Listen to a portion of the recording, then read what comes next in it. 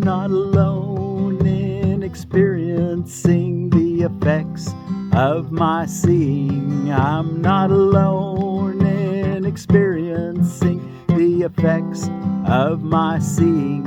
I'm not alone in experiencing the effects of how I see that bamboo. I'm not alone in experiencing the effects of how I see that post. I'm not alone in experiencing the effects of how I see that guitar. I'm not alone in experiencing the effects of my seeing. I'm not alone in experiencing the effects of my seeing. Well, thank you all so much for joining me on tape 2. You didn't know that, but somehow my recording just quit. I was almost finished, so I'm doing it again. I'm a forgiveness teacher from the Ozarks, Miracle Willie, and I'm trying to stay warm out here. And you're here on January the 18th of 2024, Thursday, lesson 18.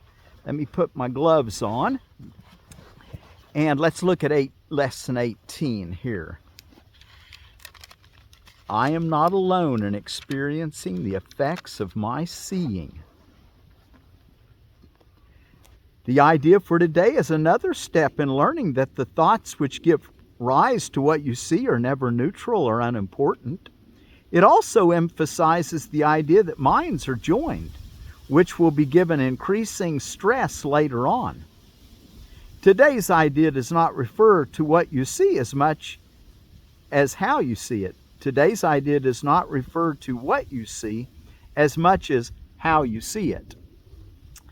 So we'll come back and look at that and what we're going to do in our meditation is to look at things and as our eye rests on them, say, I'm not alone in experiencing the effects of how I see that, and name it as you're looking at it.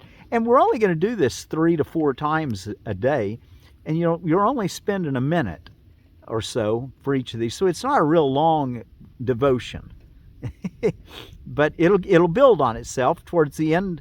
As we get about midway through the book, you'll probably be spending about 15 minutes a day in quiet mind or silent mindful meditation or mindless. But for right now, 3 times for at least, or for about a minute, even less if it's causing discomfort. The meaning of the last judgment. This is the last section in chapter 2, the separation and the atonement. The meaning of the last judgment. One of the ways in which you can correct the magic miracle confusion is to remember that you did not create yourself. We've talked about the authority problem, and I'll talk about it again and more. But this magic miracle, think of it as fear-love confusion, or miscreation and creation, or illusion and truth, or illusion and reality. One of the ways in which you can correct the magic miracle confusion is to remember that you did not create yourself. Whenever you try to make something that's not understanding how it affects everything, that would be the definition of magic. When you want something to your benefit, but you're not able to know whether or not it benefits everyone because you're not following the Holy Spirit's guidance. You're using the ego to direct your way. That'd be a definition, of course, of miracles for magic. You are apt to forget this when you become egocentric, and this puts you in a position where a belief in magic is virtually inevitable. Your will to create was given you by your Creator, who is expressing the same will in His creation. Since creative ability rests in the mind, everything you create is necessarily a matter of will. It also follows that whatever you alone make is real in your own sight, though not in the mind of God. This basic distinction leads directly into the real meaning of the Last Judgment. The Last Judgment is one of the most threatening ideas in your thinking. This is because you do not understand it. Judgment is not an attribute of God. It was brought into being only after the separation, when it became one of the many learning devices to be built into the overall plan. Just as the separation occurred over millions of years, the Last Judgment will extend over a similarly long period, and perhaps an even longer one. Its length can, however, be greatly shortened by miracles, the device for shortening but not abolishing time. If a sufficient number become truly miracle-minded, this shortening process can be virtually immeasurable. It is essential, however, that you free yourself from fear quickly, because you must emerge from the conflict if you are to bring peace to other minds. That's what we want to do, is to emerge from the conflict, from our fear thoughts, so that we can bring peace to others, and that we can have peace ourselves. That's the best way to bring peace to others, is have peace yourself.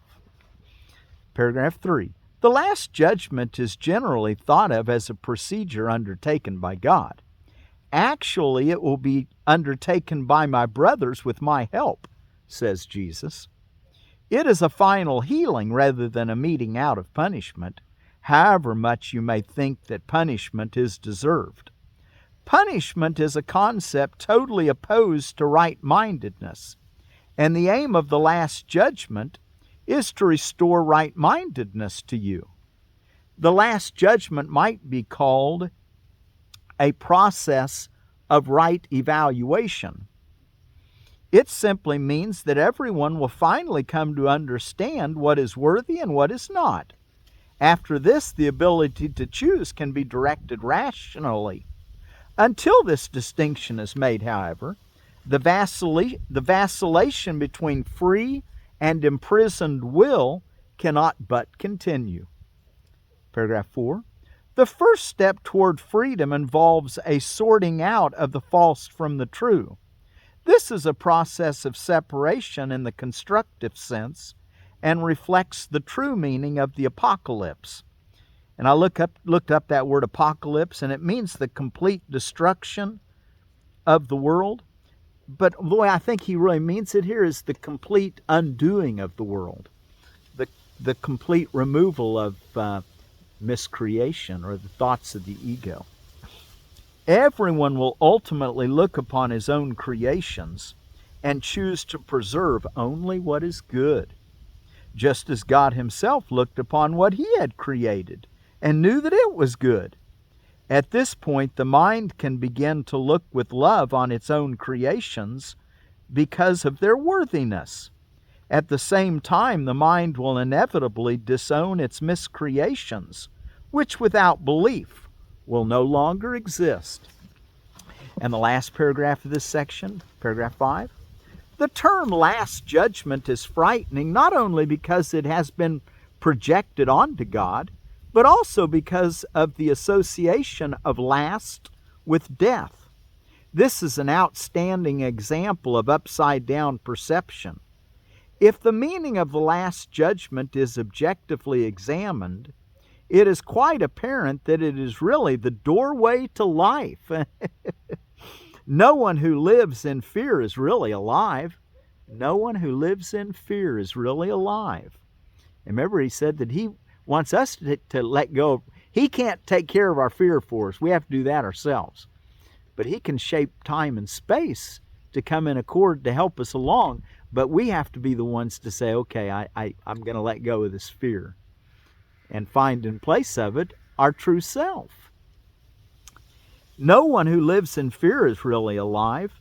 Your own Last Judgment cannot be directed toward yourself because you are not your own creation.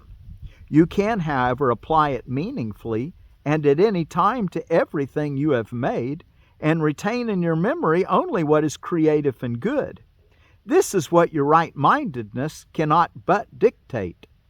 The purpose of time is solely to give you time to achieve this judgment. Isn't that nice to know? The purpose of time is so that you can make this Last Judgment where everything you see is good and beautiful. You can, however, apply it meaningfully and at any time to everything you have made and retain in your memory only what is creative and good. This is what your right-mindedness cannot but dictate. The purpose of time is solely to give you time to achieve this judgment. It is your own perfect judgment of your own perfect creations. When everything you retain is lovable, there is no reason for fear to remain with you. This is your part in the atonement. So that's why we practice using forgiveness. When we realize we're looking at something or someone without love, we apply love. Real simple. Let go of the judgment, ask for help, follow the peace in your heart, and it'll lead you. And eventually you come to the apocalypse, or the atonement, either one. The undoing of the world by the complete reversal of the thinking of the world. The purpose of time is solely to give you time to achieve this judgment. It is your own perfect judgment of your own perfect creations. When everything you retain is lovable, there is no reason for fear to remain with you. This is your part in the atonement. Okay, now let's go back and look at lesson 18, but before we read it, let's look about what's going on around the world today. Today is, being the 18th, January 18th was my brother Carl's birthday. He was born on this day in 1965, and he left the world last year on April the 10th of 2023. Carl Curtis Perkins, a good man who loved God and did the best he could at following God. Let's see, it's Bodhi Day. Now, I didn't find this on holidays and observances. They use the December 8th day, which is that's the westernized version of Bodhi Day. Actually, Bodhi Day falls on the lunar calendar, so it'll change every year. And this year it's on January the 18th, and it's the day that Siddartha Gautama became the Buddha. He reached enlightenment. The Sanskrit meaning for Bodhi is awakening or enlightenment. Also, the word is Pali, P-A-L-I. And it's just a quick recap on the Buddha. He was born as a prince very, very wealthy, and he, as a young man, he just threw it all off. He didn't realize he hadn't seen poverty or hunger or death or war. He was shielded from all that. All of a sudden, he realized it existed, and he wanted to relieve suffering in the world, and so he thought, well, I should leave my riches and live as an aesthetic. I'm not sure what you would say he was, but anyway, he did without, and he went. He became very very lean. And anyway, at one point he meditated. He meditated for 49 days underneath the Bodhi tree. The Bodhi tree. It's actually a Ficus religiosa is the tree. It's a fig tree, also known as a sacred fig. It lives in zones 10 through 12. And anyway, he finally reached his Buddhahood, his enlightenment, what Course in Miracles would call our holy instant. Anyway, he reached a holy place and gave us the great middle path. Not of riches and not of poverty, but the middle path of all the great middle path. Anyway, we shouldn't talk. So blessed Bodhi Day or Happy Bodhi Day for those who understand it and like and identify that way. 2,600 years ago, by the way, is when Bodhi Day, when Buddha reached his day of enlightenment. Get to know your customer day, maintenance day, National Gourmet Coffee Day. And coffee is the genera, and there's two species, Arabica and Canephora. And I found some benefits of coffee on livestrong.com. Boosts energy, improves cognition, longevity and increases longevity, reduces cancer risk, heart health, reduces diabetic risk, lowers inflammation, and helps in weight loss. Some detriments I found on hsph.harvard.edu. It can cause anxiety, restlessness, insomnia, increased heart rate, and I didn't say this anywhere, but I know it's addictive. I've seen too many people that can't get along without it. So be aware, And also, when you quit drinking, it'll give you headaches. With a lot of people, that is.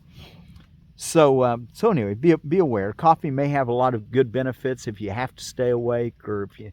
But I would encourage you, if you do drink coffee, grind it fresh, and keep it in cool until you're ready to. Grind it right when you use it. The best. It'll have more antioxidants. They don't last long once they hit the oxygen. I'd at least once a week grind it and keep it refrigerated. Probably I keep mine in the freezer if I'm going to drink any. Okay.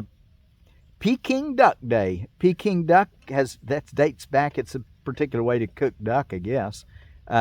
Since 1368 in China, it's named after the capital of China, which now is Beijing, but it used to be Peking. Okay, and Thesaurus Day, and this is when Peter Rogitz of the Rogitz Thesaurus was born in 1779. And Winnie the Pooh Day, when the author of it, A.A. Milne's birthday in 1882 was today, and he lived to be until 1956. And now let's look at our permaculture book. And what we're talking about pests today. They're talking about an actual, not a pest, but a beneficial insect, and they call it the ladybird. But in the United States, we call them ladybugs. And it's the one that's, there's about 16 varieties in the Ozarks, but Columegilla maculate is the genus and species of a very common red and pink ladybug in our area. Your more orange or yellow ladybugs are an Asian ladybug. They're actually more common. They do eat aphids too, but they also, a lot of people consider them to be a nuisance or a pest. They were introduced to kill aphids, but they have some negative effects, which I'm not sure what they are. I'm interested in learning. They flock into anywhere they can get in, and in the house in the wintertime, or in the late fall. Harmonia axaritis is the Asian ladybug, and they're more of a yellow one. So anyway, that's Permaculture for Beginners. Carrie Mitchell, thank you for that book. Is there anything else I want to tell you about?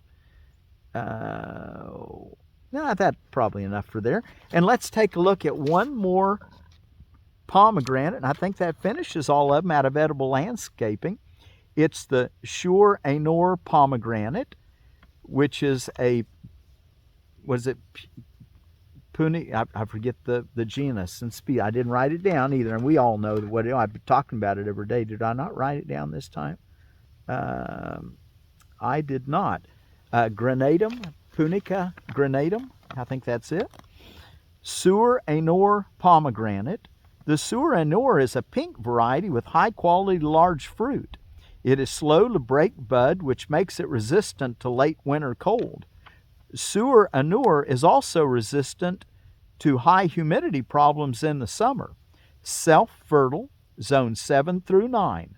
It's as hardy as the Salavatsky, which we learned can live in sheltered regions in zone 6.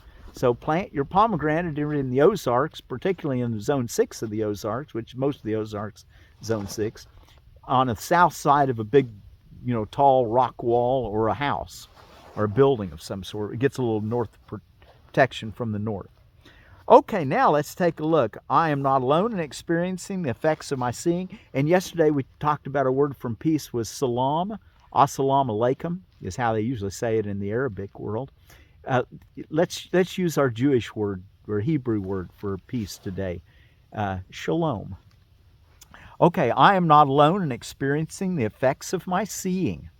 The idea for today is another step in learning that the thoughts which give rise to what you see are never neutral or unimportant. It also emphasizes the idea that minds are joined, which will be given increasing stress later on. Today's idea does not refer to what you see as much as how you see it. Therefore, the exercises for today emphasize this aspect of your perception. The 3 or 4 practice periods which are recommended should be done as follows.